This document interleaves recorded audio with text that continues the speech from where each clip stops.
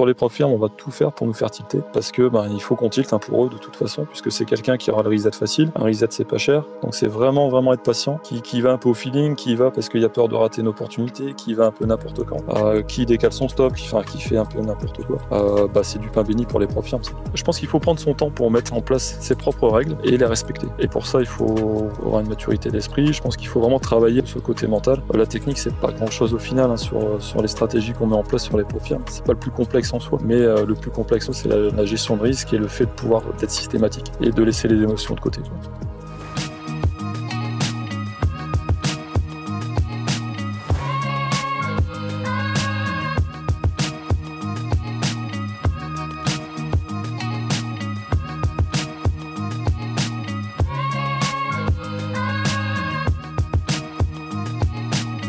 Bonjour à tous et bienvenue dans ce nouveau numéro d'entretien avec un trader. Ça fait longtemps qu'on n'en a pas enregistré. Aujourd'hui, j'ai le plaisir d'accueillir Tony qui va se présenter et qui va nous raconter son histoire. Salut Tony, comment est-ce que tu vas ? Salut Oz, écoute, très bien. Puis tout d'abord, je te remercie pour l'invitation parce que ça me fait plaisir d'être présent sur la chaîne. Et puis merci à toi déjà pour cette communauté que tu fais vivre au quotidien.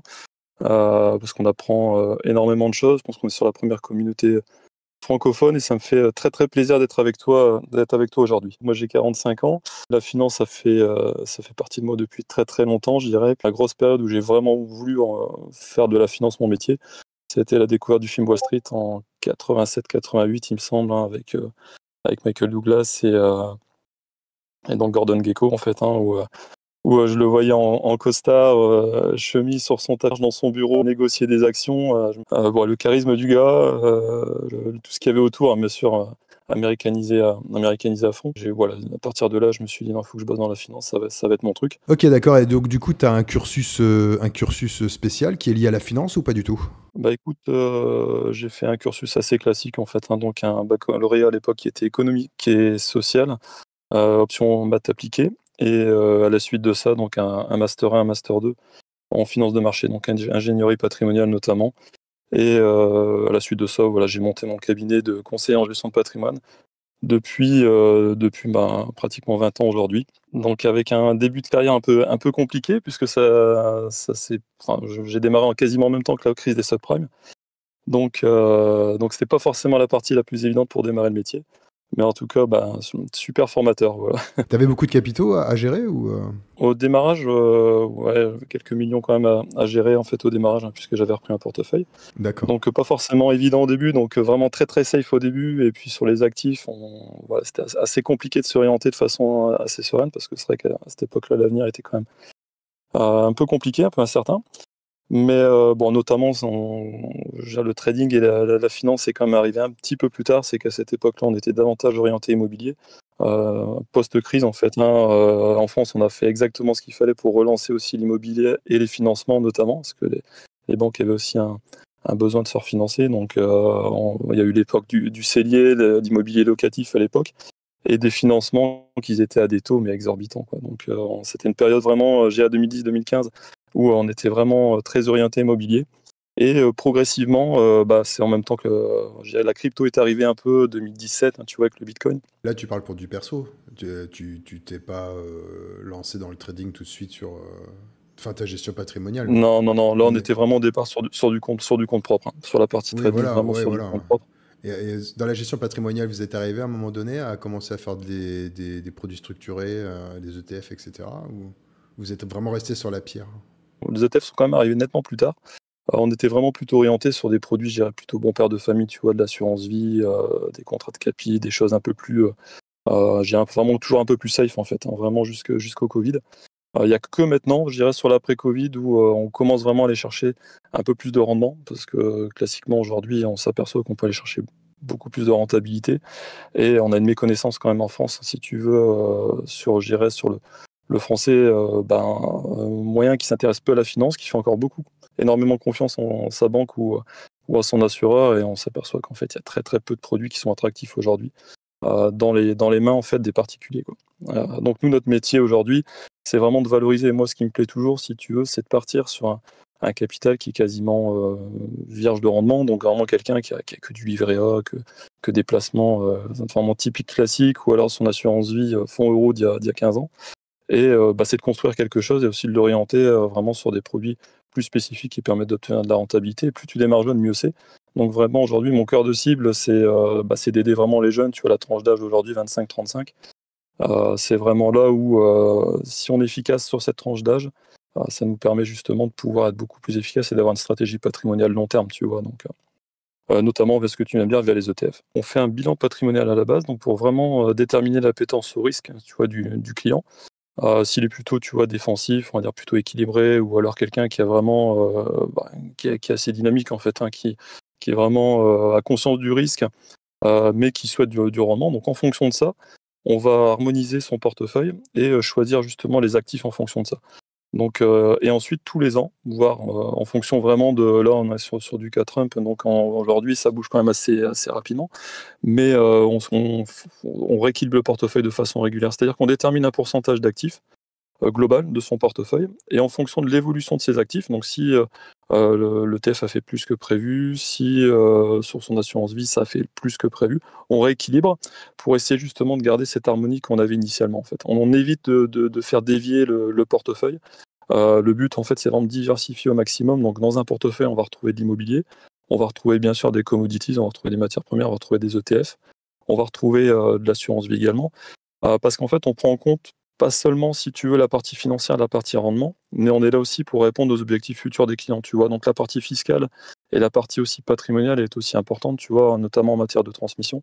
Donc on essaie vraiment d'harmoniser, de voir la partie fiscale, la partie patrimoniale et pas uniquement la partie rendement, pour permettre justement d'avoir quelque chose qui colle au client à l'instant T, mais aussi dans l'aspect futur, tu vois. Donc vraiment, ça, c'est au fil de l'eau.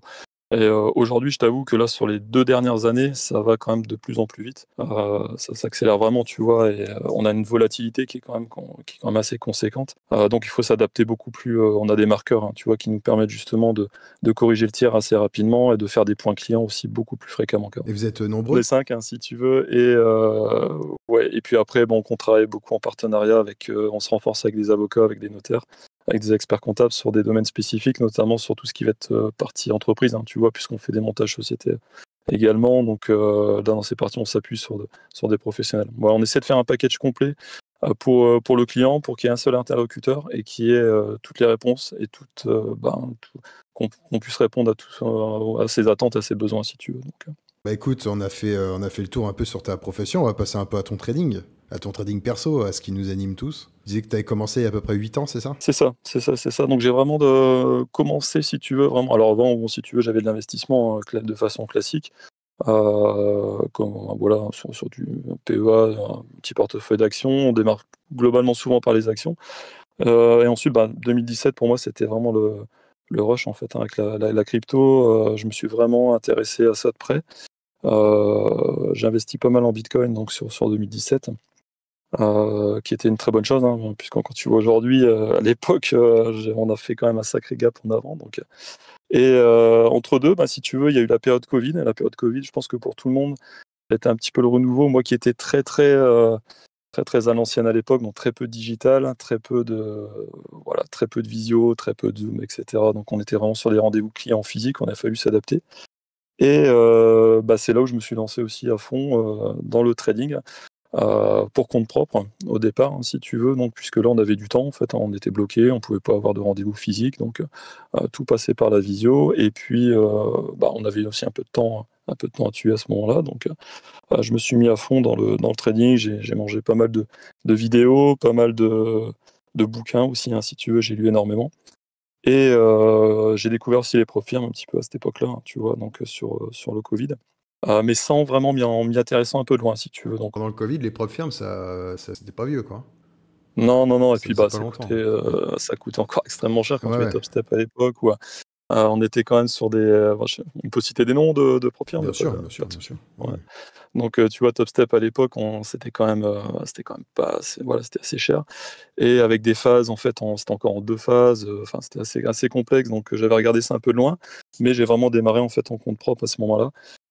Et notamment toujours sur la crypto avec du Solana en 2021, en fait. En début 2021, je me suis aussi lancé dans le projet Solana, me plaisait bien. Donc voilà, et puis j'ai commencé à vouloir développer vraiment une stratégie, essayer de comprendre un petit peu les marchés à cette époque-là, donc vraiment après sur les indices, sur les commodities, etc. Donc j'ai essayé de visualiser tout ça. Et je me suis lancé vraiment sur les profirmes en 2022, fin 2022, sur FTMO en fait, comme tout le monde, je pense un petit peu au départ, hein, CFD, MT4 et tout ce qui va Ouais, derrière. possibilité de tenir des positions sur plusieurs jours, voire même plusieurs semaines, de faire du forex. C'est ça, si tu veux, parce que l'idée au départ, c'était de faire du swing, hein, de toute façon, c'était de partir sur cette optique-là. Et donc, de tenir des positions un peu plus longtemps. Le Forex, effectivement, c'était le produit phare à l'époque qui était le gold, hein, que tu voyais partout, sur Instagram, sur YouTube, tout le monde parlait du gold. Et puis, donc j'ai démarré un peu comme ça. Et comme beaucoup au départ, hein, ça n'a pas marché en fait, hein, ça a cramé quand même assez vite au niveau des comptes. Et puis pareil, FTMO quand même qui est pas donné au départ en termes d'achat de challenge, hein, donc j'ai vite basculé si tu veux chez Topstep sur les contrats futurs en fait assez rapidement, avec des règles beaucoup plus contraignantes, hein, au départ, hein, parce que quand tu t'aperçois que tu as un drawdown au départ qui est de 10% sur du CFD chez FTMO, tu te retrouves à 3% chez Topstep sur les contrats futurs. Bon, tu te remets pas mal en question et tu recherches aussi à ce moment-là une stratégie qui te convienne, quelque chose qui te convient au niveau de ta personnalité. Et je me suis aperçu que le swing, finalement, ça me convenait pour l'investissement long terme, si tu veux, pour mon portefeuille global, mais pas suffisamment pour mon trading, si tu veux, puisque je suis quelqu'un qui est relativement calme et patient dans mes positions, mais d'une personnalité il faut quand même que j'arrive pas à rester en position des heures et des heures, quoi, si tu veux. Donc, il faut que j'arrive quand même à sortir de position assez rapidement. Donc, c'est comme ça que je me suis lancé un peu dans l'intraday, puis finalement le scalping, en fait, qui me correspond aujourd'hui. Là, t'es scalping sur un indice en particulier ou tu fais plusieurs indices en même temps? Alors moi, si tu veux, en termes d'indices, j'ai tout essayé, même également en termes d'horaire de trading, hein, tu vois. Donc j'ai essayé pour convenance personnelle, si tu veux, de trader le matin sur les indices US. Euh, on avait quelques mouvements parfois, tu vois, donc des mouvements assez directionnels le matin, euh, où ça rangeait sur le range de la session asiate. Mais voilà, il y a pas de volume le matin. C'est assez compliqué d'avoir un mouvement quand même qui soit assez cohérent et assez lisible. Donc maintenant, aujourd'hui, je traite vraiment que la session cash de l'après-midi et le S&P 500 essentiellement. Tu vois. Donc, je me sers des corrélations, ouais, je me sers des corrélations avec le Nasdaq, mais pour moi, le Nasdaq est très rapide, tu vois, parce que je me sers aussi du carnet d'or également. Donc, bon, Marc-Antoine le fait très très bien, mais moi, je suis incapable de lire le carnet du Nasdaq, voilà, l'Open US, donc très très compliqué. Très réactif. Et donc, voilà, je trade essentiellement le S&P 500 qui est pour moi plus lisible. Je pense que ouais, ceux qui lisent le carnet sur le Nasdaq, c'est plus une vue un peu plus. Tu sais, il y a un peu plus de hauteur en fait. Il y a un peu plus de hauteur sur ce qui se passe sur le carnet que si tu regardais sur les bons ou sur le S&P. C'est ça, je pense que déjà, sinon, tu dois mettre ton écran à la verticale et puis vu le nombre de contrats par ligne, c'est compliqué. Mais moi, je m'en sers plus, comme tu dis, tu vois, pour vraiment avoir un point d'entrée, si tu veux. C'est vraiment le point d'entrée. Moi, je définis des zones. Alors, moi, si tu veux, je découpe ma journée en deux temps. C'est-à-dire que le matin, je fais vraiment un travail d'analyse le matin. Tu vois, le matin, maintenant, c'est le boulot d'analyse. Je vais analyser le calendrier économique, ce qui s'est passé dans la nuit, les datas, surtout en priorité. Ensuite, je regarde un peu la session asiatique, comment les marchés asiatiques ont réagi par rapport à la clôture US de la veille, où on se situe. Je vais analyser également beaucoup d'options. J'analyse pas mal les options maintenant aussi, hein, tout ce qui en détermine derrière, donc au niveau voilà, volatilité implicite, notamment sur les options. Alors, on va analyser où il peut y avoir des zones sensibles, tu vois, des murs de call, des murs de put. On va analyser le gamma, voilà, on va analyser des choses un peu particulières au niveau des options. Ça me permet de définir déjà des zones et aussi de me donner un ordre d'idée, si tu veux, en termes d'écart type, voir un peu sur quoi on peut s'attendre de la journée. Est-ce qu'on s'estime sur une journée qui soit directionnelle ou alors en range? Donc ça nous permet déjà de vraiment de cibler un petit peu ça. Et après, je fais un tour à la fois aussi sur les obligations. On va aller voir aussi les matières premières. Donc j'aime bien avoir une vue globale pour me donner un biais, si tu veux, de la journée. Donc, essayer de voir un petit peu, essayer de comprendre ce marché. Et ensuite, vraiment sur la session américaine, donc j'ai mes niveaux. Et sur la session américaine, à partir de là, je vais être patient, je vais rien faire tant qu'on n'arrive pas sur ces niveaux. Je vais essayer d'avoir déjà de déterminer si ma direction était bonne. Et sur les niveaux, en fait, je vais me servir uniquement du carnet sur niveau pour voir à ce moment-là, est-ce qu'on a un potentiel éventuellement rebond, est-ce que mon niveau tient. Est-ce que c'est un risque de cassure? Est-ce qu'on a un risque de fausse cassure? Donc c'est des choses qui vont me permettre justement peut-être de mieux rentrer en fait en utilisant le carnet plutôt que d'avoir vraiment une lecture à 100% carnet, tu vois? C'est vraiment un point de confirmation. Mais globalement, ce qui va faire ma matinée, ça va être plutôt mes analyses en fait sur les options et sur mes niveaux à ce moment-là. Je regarde très peu le graphique, tu vois? Le graphique me sert vraiment quasiment qu'à prendre position, à poser mes ordres, hein, en fait en ordre limite. Est-ce que depuis, du coup, que tu essayes de voir grâce aux options, enfin tout ça, que tu peux être défini dans une session en range, haussière ou baissière, ou à forte volatilité, faible volatilité, etc. Est-ce que tu as vraiment vu une différence significative en utilisant ces stratégies-là que des stratégies purement techniques? Je pense il y a aussi des stratégies comme le market profile qui peuvent te permettre de déterminer avec un bon pourcentage de réussite si ta session prochaine va se trouver plutôt dans un range ou plutôt dans un marché déséquilibré, donc un marché qui peut partir en tendance, que ce soit haussière ou baissière. Est-ce que toi, tu as vraiment vu une différence significative en utilisant les options et tout ça? Alors, j'ai vraiment vu une grande différence, c'est dans la confiance en soi. Tu vois? Dans la confiance à tenir ton trade. Si tu veux, si tu passes ton temps à regarder des graphiques, alors d'autant plus sur des unités courtes, hein, tu vois? Si tu regardes sur du M1, même du M5, hein, si tu veux, ça part un peu dans tous les sens. Tu es jamais sûr vraiment, d'être dans le bon sens et généralement, bah, tu as les yeux rivés sur l'écran à voir ça monte, ça descend, tu sais pas, ça frôle ton stop, tu décales ton stop, tu vois? Le fait d'avoir cette vue par les options, te permet déjà si tu veux, alors bon, moi si tu veux, j'ai suivi en partie aussi la formation de quelqu'un que tu as déjà, interviewé et puis, c'est, Jay si tu veux de Derivative Trading. Donc vraiment clairement si tu veux à ce niveau-là, il permet vraiment de passer un gap en avant parce que tu t'aperçois que les options dans ton trading de futur, c'est extrêmement important si tu veux et à partir de là vraiment tu as des niveaux qui sont vraiment solides, qui sont vérifiés, hein, vraiment, sensiblement, au point, allez à 2-3 points près sur le S&P 500. Ça se vérifie donc tu as une plus grande confiance en toi et du coup émotionnellement, tu arrives à tenir tes plans, tu vois? Tu arrives à tenir, et quand tu rentres sur un strike, un chiffre, tu rentres pas sur une courbe, si tu veux, tu rentres pas sur un chandelier, parce que si tu veux, moi, comme tout le monde, en fait, hein, avant tout ça, j'ai un peu tout essayé en termes de méthodologie. J'ai fait du market, j'ai fait, du carnet pur, j'ai fait, tout ce qui va bien, du chartisme, SMC, ICT, tout ce que tu veux, j'ai vraiment tout essayé. Tu t'aperçois qu'en fait, globalement, tout le monde a les mêmes références, il y a que les termes qui changent, tu vois? Donc, on va te parler, Là, on est d'accord, c'est clair. de fair value gap d'un côté, on va te parler d'imbalance de l'autre, voilà, en fait, mais tout est pareil, tu vois? De creux de marché sur le carnet, enfin voilà, tu vois? On va te parler de choses, mais en fait, tout ça, voilà, on a tous les mêmes réflexions et tu t'aperçois que des fois, il y a rien qui marche. Tu fermes les yeux, tu ouvres un graphique, que ce soit n'importe quelle UT, 15 minutes, 30 minutes ou 1 heure, tu fermes les yeux, tu cliques un peu partout, tu traces des lignes, tu vas trouver des niveaux partout, tu vois? Donc et les niveaux seront différents sur chacun. On va mettre 10 personnes dans la salle, chacun aura des niveaux différents et il sera quasiment certain que ces niveaux seront des bons points d'appui, tu vois? Il y en a un qui va dire: «C'est une zone de polarité», l'autre qui va me dire: «Bah, je suis sur telle zone, de la semaine dernière», l'autre il va dire: «Bah, non, c'est le monthly de machin». Voilà, donc si tu veux, en fait, c'est plutôt des zones à chaque fois pour se rassurer et c'est pour ça aussi, si tu veux, qu'aujourd'hui, je ne trade plus sur des très, très longs mouvements, tu vois? Tu vois certains, bon, ils parlent en R, hein, tu vois? Donc je prends 2 R, 3 R, 4 R. Pour moi, c'est très, très long parce que si tu veux, quand tu mets ton stop, généralement aujourd'hui sur un Nasdaq ou sur, tu peux pas mettre un stop sauf si quelqu'un, trade, encore une fois, tu vois, sur une stratégie spécifique au carnet pur, hein, tu vois? Comme le font chez Crescendo, où ils prennent vraiment des stops très, très courts et ils remontent très vite break-even, tu vois, pour accompagner un mouvement. Mais sinon sur un Nasdaq, tu es obligé quand même d'avoir, compte tenu de la volatilité, d'être assez loin derrière. Donc en fait, si tu veux, ça t'oblige à aller chercher des ratios très élevés. Aujourd'hui, tu as une volatilité qui est tellement forte que ça balaye dans tous les sens. Donc, si tu veux vraiment avoir un long mouvement directionnel, soit tu trades pas l'Open US, soit tu trades, t'attends, l'après-midi, donc 19h30 chez nous, pour essayer d'avoir quelque chose qui soit un peu plus directionnel. Mais aujourd'hui, c'est compliqué de jouer des niveaux comme ça. Donc aujourd'hui, il faut prendre, je pense, des points d'appui, des choses que tu as définies, donc des niveaux qui peuvent être ce que tu viens d'énoncer, hein, tu vois? Ou ça peut être des niveaux options, ça peut être une VWAP, ça peut être une clause de la veille aussi, hein, qui réagit très, très bien, ça peut être, des niveaux particuliers.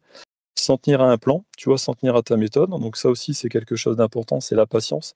C'est pas vouloir rentrer absolument tous les jours dans quelque chose si tu le sens pas.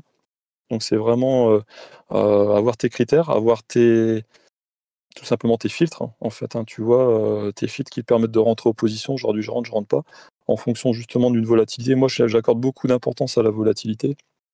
Donc moi, une volatilité qui est extrême, qui est très, très forte, même si je laisse ça aux gamblers, si tu veux, c'est que vraiment, je vais pas rentrer dans quelque chose si on a une volatilité qui est extrêmement forte. On n'a pas aujourd'hui un drawdown suffisant en prop firm pour pouvoir justement absorber une telle volatilité. Tu vas tout le temps te faire sortir.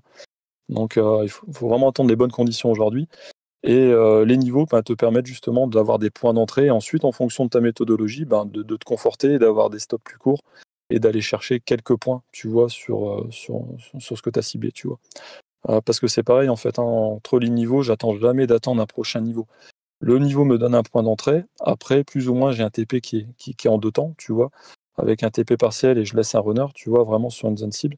Mais j'ai un TP où je sors avant quand même, tu vois, parce que tu peux, le nombre de fois où ça part dans ton sens et ça va jamais toucher le TP s'il est trop loin. Voilà, il vaut mieux sécuriser avant et avoir plusieurs petits TP dans la journée. Enfin, c'est mon avis, plutôt, et c'est ma façon de faire, plutôt qu'avoir un grand mouvement directionnel pour aller chercher une grosse performance, tu vois. Tu as combien à peu près en moyenne de performance de trade gagnant? En win rate, je suis entre 60 et 65% de win rate. Ça peut t'arriver d'avoir des successions de pertes assez importantes? Alors, si tu veux, quand je dis 60-65% de win rate, j'ai beaucoup moins de stop loss, si tu veux. La plupart du temps, après, c'est du break-even. D'accord. C'est qu'en fait, si tu veux, je sécurise globalement quand je suis au ratio de 1, si tu veux, de mon stop. Dans ces cas-là, je sors la moitié et ensuite, donc je bascule, tu vois, je sécurise tout de suite mon trade et j'accompagne le mouvement, en fait. Je redonne pas ce que le marché m'a donné. Je me mets pas à break-even juste au-dessus pour payer les frais, si tu veux, et puis je laisse courir, quoi. Non, non, j'accompagne vraiment le mouvement. C'est pour ça que moi, si tu veux, les prop firmes qui font, je cible pas forcément le end of day.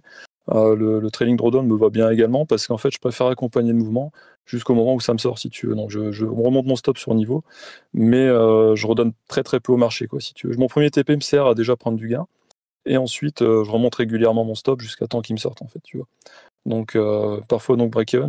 En termes de stop loss, j'en ai assez. Voilà, comme tout le monde, on a du stop loss. On est d'accord que le end of day, le trailing drawdown, etc., ça reste du marketing, ça reste pour faire de la vente. Exactement. On met le end of day sur un piédestal, certes pour un trader intraday qui est capable d'aller vraiment chercher très très loin et de pouvoir encaisser un retour important, ça peut lui faire mal. Mais sinon, ceux à qui ça fait vraiment mal, c'est les gamblers. Hein. Parce que ils rentrent chargés et du coup, dessus, ils ne posent aucun problème. Surtout qu'après, tu atteins ton seuil de sécurité, tu es tranquille. C'est ça, c'est ça. Moi, c'est pour ça que quand tu fais les pros à moins 91% Bullnox, je les prends en option 1 parce que tu vois, ça me gêne pas du tout. J'attends pas le end of day. Moi, c'est pour ça que non, c'est vraiment pas quelque chose que je regarde. Et pour moi, c'est peut-être, si tu veux, de par l'expérience, de par aussi les études, de ce qu'on nous apprend également. Moi, je ne rends jamais ce que le marché me donne, en fait, si tu veux. Donc pour moi, c'est une erreur. Et comme tu dis, les gamblers, en fait, tu as des mouvements. Regarde, tu prends un exemple comme hier. Hier, sur le SP, on a un gros mouvement directionnel le matin. Juste avant l'open, on est venu complètement redescendre, on est venu retaper vraiment encore plus bas que ce qu'on avait fait dans la matinée. Donc, tu vois, vraiment, et combien de fois on a vu aussi sur le Nasdaq à l'open aller chercher très très bas, ce qu'on appelle le fameux V-shape, tu vois, chez Crescendo, où ça va chercher très très bas et ensuite on reprend toute la remontée. Donc en fait, si tu veux, si tu es sur une stratégie comme ça, à vouloir laisser courir, il y a très très peu de chances que tu aies un mouvement très directionnel. Hein. Ça arrive une fois, une ou deux fois par mois, grand maximum, hein, tu vois. Et en termes d'exposition, tu as combien à peu près? Alors moi, si tu veux, donc comme je prends en général, mon TP, c'est 5 points. C'est 4-5 points sur le S&P 500, tu vois. Donc globalement, un contrat me permet de faire 250, tu vois, par contrat. 5 points avec un mini pour faire des 250 moins les frais. Je validais mes journées comme ça, tu vois. Donc voilà, c'est un peu globalement, c'est ça. C'est simple, sur un 150K, je prends 3 mini. D'accord. Donc Les clôtures partielles, tu les fais uniquement sur des gros comptes. Tu peux pas le faire sur ouais, des... ouais, tout à fait. Et si la Tout à fait. volatilité commence à dépasser les 20, commence à être importante, est-ce que tu jauges un peu ou tu restes sur tes valeurs habituelles? Non, jauge un peu, je vérifie soit avec l'ATR, ou alors si tu veux, je regarde mes bougies 5 minutes sur le Nasdaq, tu vois, à l'open. Donc pour voir un peu le nombre de points qui traînent dedans, je regarde un peu tous les marqueurs si tu veux avant d'entrer. Donc je regarde la volatilité implicite, comment elle varie sur les options. Je vais regarder bien sûr le VIX, le SDEX, des choses spécifiques qui permettent de voir un peu la volatilité à quoi on peut s'attendre. Après, je t'avoue, quand c'est extrêmement volatile, je trade pas. J'attends que le marché se calme. Quand c'est vraiment très volatile, tu me verras jamais trader 20 heures la Fed. Oui, bah, de toute façon, Non. sur des PA, c'est un peu compliqué parce que c'est pas très permis par les propres firmes la plupart du temps. Non, et puis je vais dire très honnêtement, tu es en flux rythmique là-dessus, donc un flux, voilà ce qui vaut, hein, rythmique. Tu vas trader le FOMC, tu vois, à 20 heures avec ton flux rythmique, tu vas te faire défoncer. Donc c'est pas réservé, voilà, c'est très compliqué. Rien que tu le fais sur les NFP ou des choses comme ça, c'est déjà compliqué. Des fois, ton ordi passe pas ou tu t'acharnes, du coup, tu appuies 3 fois sur le bouton, au lieu de mettre 3 lots, il t'en a mis 9. Donc c'est des périodes de grande volatilité, je préfère pas trader, parce que c'est des périodes généralement où tu vois pas le mouvement. C'est-à-dire ça balaye dans tous les sens. Donc tu as des stratégies, hein, pour ça qui fonctionnent bien. Xelos fonctionnera très très bien sur des stratégies comme ça où ça balaye dans tous les sens parce que la stratégie elle est adaptée à ça. Marc-Antoine est très à l'aise là-dedans, ou des élèves de Xelos le font très bien. Moi là-dessus, je préfère attendre vraiment que le marché se calme. Et s'il y a trop de volat, je ne traite pas. Ça peut m'arriver de passer en micro, vraiment sur certains types de périodes. Tu vois, en avril, quand on a eu Trump avec ses droits de douane où ça partait un peu dans tous les sens. Là, on met du micro, on faisait des très gros mouvements en mettant 1 ou 2 micros, même sur le Nasdaq, ça suffisait, tu vois. Mais globalement, voilà, sur les grandes volatilités, je laisse faire des gros capitaux là-dessus. Comme tout bon trader qui se respecte sur propre firme, j'imagine que tu continues à cramer des comptes. Alors si tu veux, j'ai gardé des comptes très très longtemps chez Topstep. Donc vraiment, je fais des payouts réguliers très très longtemps. J'ai eu la période ensuite qui m'a fait un peu réfléchir, si tu veux. On a eu les cas Apex, où ça a été très compliqué d'être payé. On a eu FTT derrière qui a fait ce qu'il fallait. Donc si tu veux, la confiance dans les propres firmes, elle a vachement diminué en fait, si tu veux, sur la fin de ce premier semestre 2025. Donc je voulais plus, si tu veux, garder. Je me suis dit, je vais faire un peu comme Comme les autres. comme tout le monde après, hein. Voilà, comme tout le monde, on va acheter des comptes et puis on va y aller, on va envoyer du steak. Et je me suis aperçu que c'était pas vraiment ma façon de faire. Donc maintenant, je fais confiance à ce qu'il fait chez TPF. Donc je prends vraiment que des profirmes que tu recommandes, si tu veux. Donc je suis revenu on va dire, à des profils plutôt bon, ce qu'on peut dire sérieuses. Après, on peut jamais le dire. On essaye de prendre les plus sérieuses, celles qui payent, ça c'est sûr. Voilà. Celles qui n'ont pas été sérieuses par le passé, on les a enlevées. Mais c'est vrai qu'on n'est pas à l'abri, en fait. Hein. Les choses évoluent, il faut s'adapter, il faut être sur plusieurs propres firmes, on ne cesse jamais de le répéter, ça. Ouais. Après, moi, si tu veux, ma stratégie aujourd'hui, c'est vraiment de prendre du cash des propres firmes et de trader en compte propre. Moi, si tu veux, donc vraiment le but, c'est de pouvoir justement, on a un fameux levier quand même grâce aux propres firmes qui n'était pas possible il y a quelques années. Donc aujourd'hui, quelqu'un qui est capable de comprendre méthodologie et de bien trader, avec les payouts, il peut vraiment alimenter un compte propre. C'est ce que je fais aujourd'hui en fait, hein. Les payouts vraiment réguliers, je les mets je les intègre dans mon compte propre et je trade en compte propre d'une autre façon, tu vois, mais voilà, ça me sert aujourd'hui à ça. Aujourd'hui, j'ai la confiance, comme tu dis, hein, sur les profs firmes, elle est quand même assez limitée. Je pense qu'à terme, il y a trop de monde aujourd'hui sur le marché des profs firmes, il y a tout et n'importe quoi, donc il en restera vraiment les plus grosses, mais avec des règles quand même qui sont déjà très strictes, mais qui vont encore, je pense, se renforcer. Mais au moins, ça permettra aussi. Si tu veux, je fais le parallèle un petit peu avec ma profession, c'est-à-dire que tu vois, moi, quand j'ai démarré le conseiller en gestion de patrimoine, tout le monde pouvait plus ou moins se dire conseiller en gestion de patrimoine. Le mec, si tu veux, le commercial du promoteur immobilier du coin pouvait se dire conseiller patrimonial alors qu'il vendait que de l'immobilier et il était ni plus ni moins qu'un commercial, tu vois.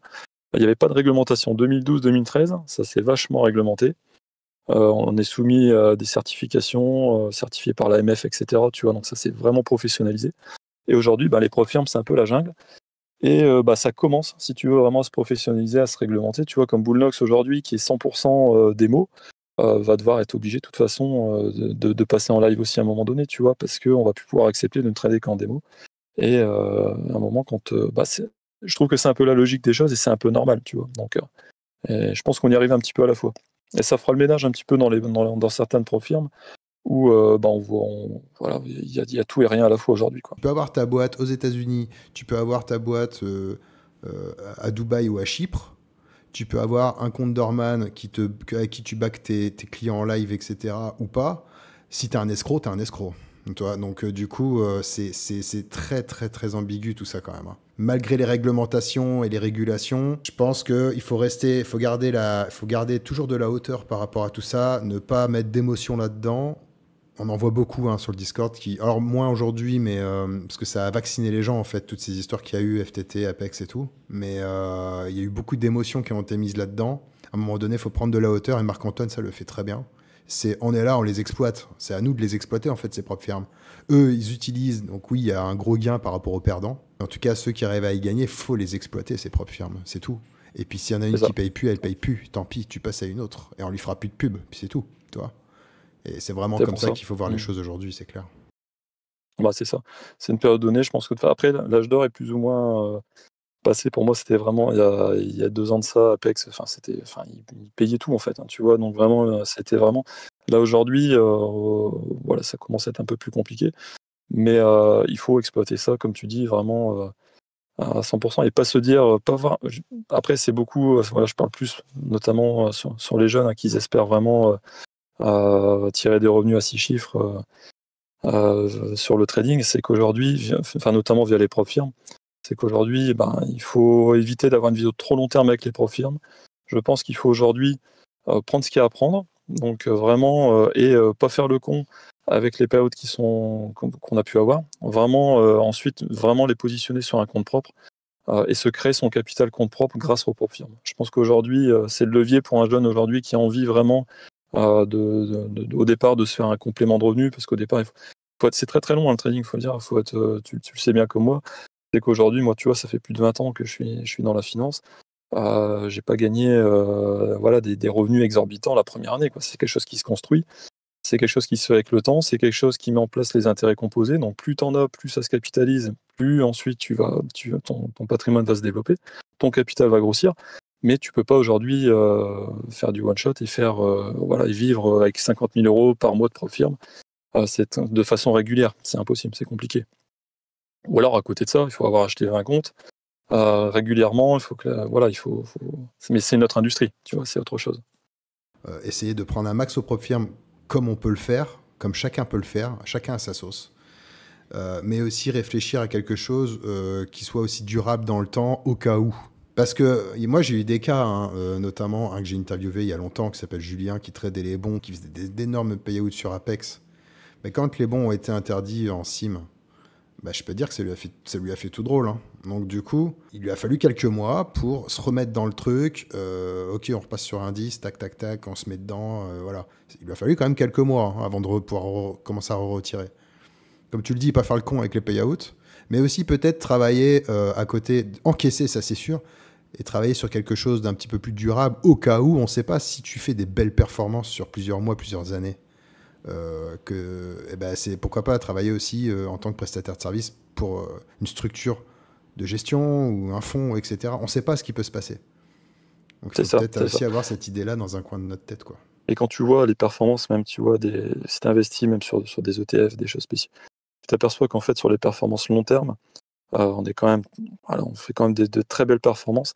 Et aujourd'hui, il faut avoir une vision court terme, mais surtout long terme, tu vois, enfin moyen long terme. C'est pour ça que je te disais tout à l'heure, plus tu es jeune, plus vite tu mets en place ces choses-là, mieux ce sera pour ton avenir. On sait qu'aujourd'hui, en plus, c'est compliqué pour les jeunes aujourd'hui. On n'est pas forcément, on a beaucoup d'opportunités, on a beaucoup de choses, mais on est dans un monde qui va très très vite et qui est très très complexe. Donc aujourd'hui, quelqu'un qui met les choses en place à 25 ans, qui se donne les moyens d'y arriver, 20 ans plus tard, il y aura un patrimoine qui sera largement supérieur à quelqu'un qui aura pu gagner énormément tout de suite, mais qui aura tout cramé derrière, si tu veux.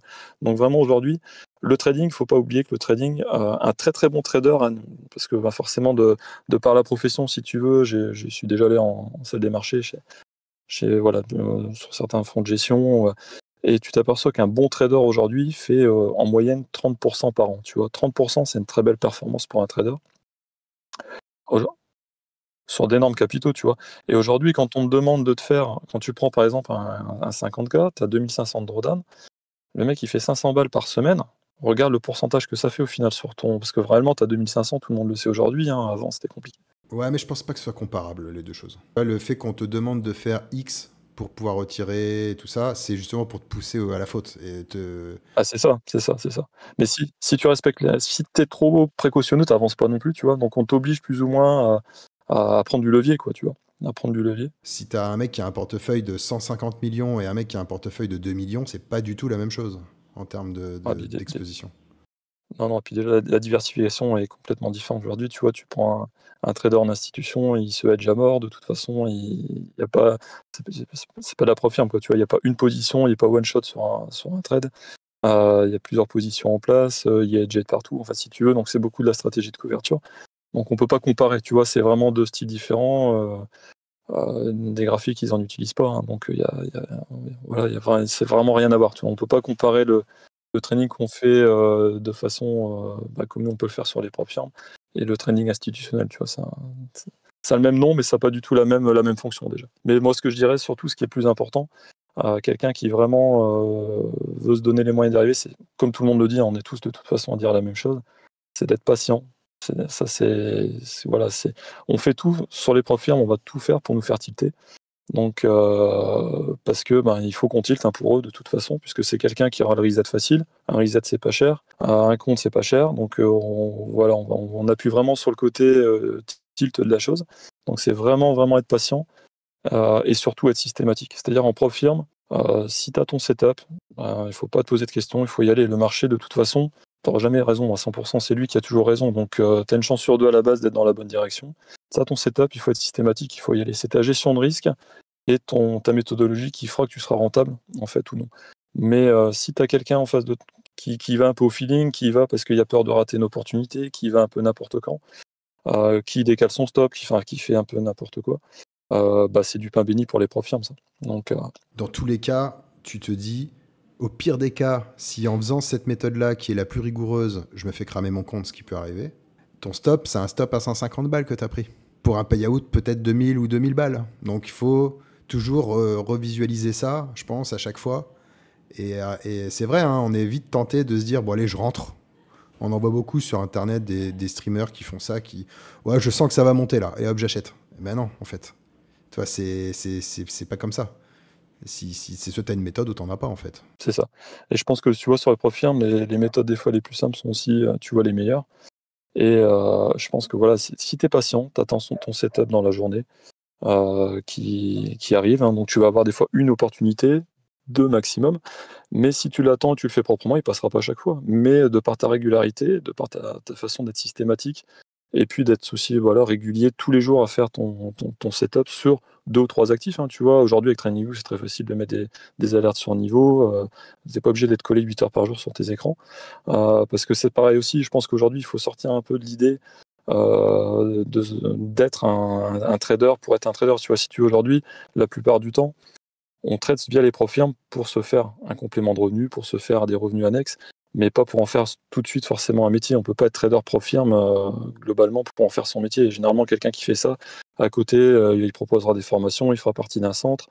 Il y a d'autres choses à côté, il y a 2 activités. On ne fait pas ça à 100%, on n'est pas 8 heures derrière des écrans à faire que du trading prof-firme. Donc je pense qu'aujourd'hui, vraiment, on peut travailler de façon intelligente en mettant des alertes, en mettant des choses spécifiques, une méthodologie en place, et d'être robotique, tu vois, d'être systématique et c'est ça qui fera qu'à terme, tu seras rentable. Aujourd'hui, on a tellement d'outils, tellement de possibilités d'automatisation, etc., que c'est vrai que c'est... Enfin, je parle pas forcément d'algo, mais d'automatisation dans le sens où tu peux poser ton ordre. Tu as un ATM, un stop, TP automatique. Tu as sur des plateformes comme TopStepX, tu as des daily win, daily loss, etc.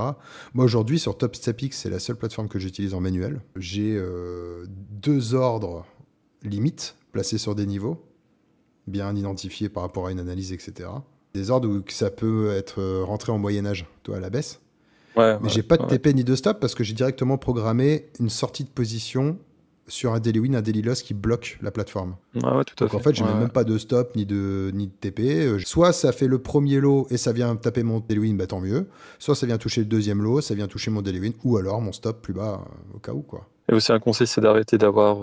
parce qu'aujourd'hui, tu trouves énormément de choses sur YouTube, mais si tu passes ton temps à aller voir à droite, à gauche, dans tous les coins sur YouTube, tu vas tout le temps te remettre en question, tu vas tout le temps penser qu'il y a une méthode qui est meilleure qu'une autre. Et en fait, t'avances pas parce que tu vas essayer plein de choses. Ça marchera aujourd'hui, 2 jours après ça marche pas, tu tentes autre chose. Tu passes ton temps en fait à basculer de méthode en méthode.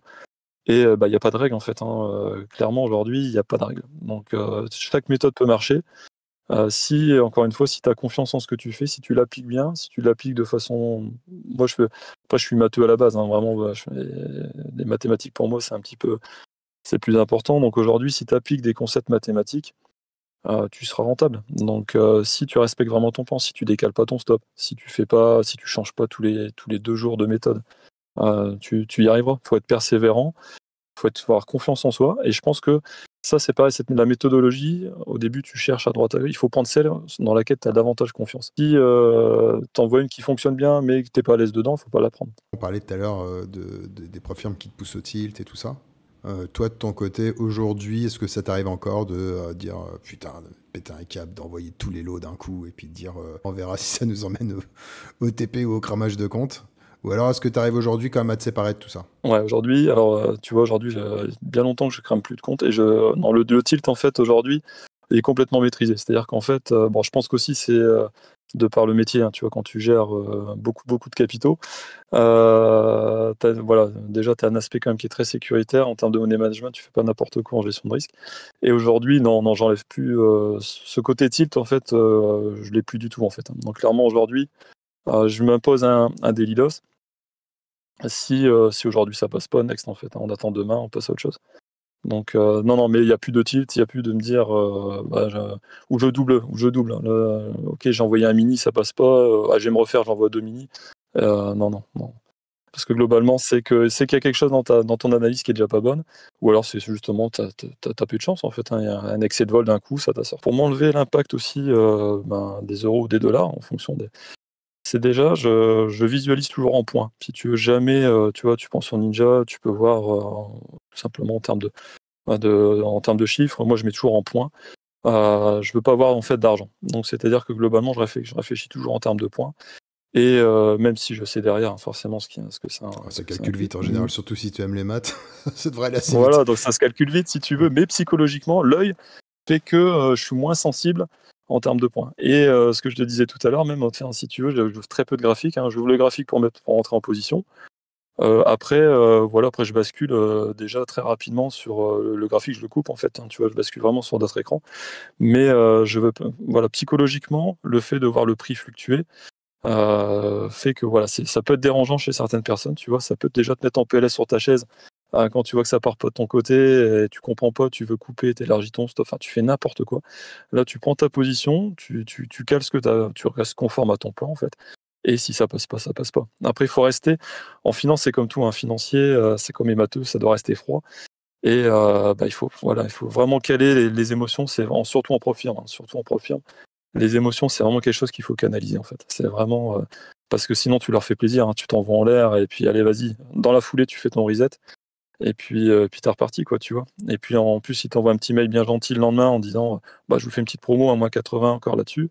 Et puis mais tu relances en fait, hein. Je serais curieux de savoir le nombre de cartes de crédit si tu veux en termes de volume qu'on peut brasser vraiment chez certaines personnes, tu vois, par mois. Mais c'est tellement facile aujourd'hui, tu vois. Donc si tu t'imposes pas des règles, je pense qu'il faut prendre son temps pour mettre en place ses propres règles et les respecter. Tu vois, les respecter. Et pour ça, il faut avoir une maturité d'esprit. Je pense qu'il faut vraiment travailler vraiment ce côté mental. La technique, c'est pas grand-chose au final hein, sur les stratégies qu'on met en place sur les profils. Donc la technique, c'est très facile d'apprendre une méthode, de l'appliquer. C'est pas le plus complexe en soi. Mais le plus complexe en soi, c'est la gestion de risque et le fait d'être systématique. Tu vois, vraiment d'être systématique et de laisser les émotions de côté, quoi. C'est pareil aujourd'hui, si tu es pas rentable sur un 50K, tu seras pas rentable sur un 200 ou un 300K. Donc aujourd'hui, je pense qu'il vaut mieux quelqu'un qui se lance aujourd'hui dans le trading, qui prend un 50K, Ou un 25 il même. prend un petit voilà, même à 25, mais regarde, tu prends un 50K chez Bullnox à -91, c'est 15 € je crois, tu vois? Tu démarres avec ça et puis tu vois, si tu arrives à faire des payouts et d'être rentable, après tu peux grandir, tu peux scaler. Mais au départ, bon, en plus quand tu vois les marges entre un 50K où tu dois faire 3000 avec 2005 et quand tu vois un 150K où tu dois faire 9000 pour 4005, il vaut C'est mieux pas la prendre des même. petits Hein. comptes. Tu vois, c'est pas la même. Donc voilà, et puis y aller progressivement, tu vois, et puis pas penser qu'on peut être Gordon Gekko en un an, quoi. Voilà, faut Moi, prendre je suis son temps. adepte du 25K. On a un drawdown TP de 1 pour 1. Ouais, On atteint beaucoup plus vite les payouts. Et moi, je suis c'est vraiment ça. adepte des 25K personnellement. Ouais, bah, je crois que j'avais vu, puis j'ai vu dans la commune, il y en a pas mal qui sont adeptes du 25K. Je crois qu'il y avait Whisper, je crois aussi, pareil, qui prend beaucoup souvent du 25K. Et c'est vrai que la logique, elle est claire. C'est vrai que c'est beaucoup plus rentable. Ça fait moins rêver quand tu prends un 25K, mais au final, voilà, tu dégages des PO plus facilement, en fait. Yes. Bah, merci en tout cas pour ton petit partage d'expérience. Hein. Avec Que ce plaisir. soit sur ton travail ou sur ton trading, hein. Comme d'habitude, le but c'est qu'on essaie de distribuer un maximum de valeur. N'hésitez pas si vous avez envie de partager votre histoire. N'hésitez pas à me contacter en privé sur Discord, donc on puisse s'appeler et pourquoi pas organiser tout ça. En tout cas, c'était un plaisir de faire ce podcast avec toi, Tony. Plaisir partagé. J'espère que cet épisode vous a plu. Donc, comme d'habitude, n'hésitez pas à vous abonner, à laisser un petit commentaire, activer la cloche. Merci à tous de nous avoir suivis et je vous dis à la prochaine. Ciao, ciao. Au revoir à tous.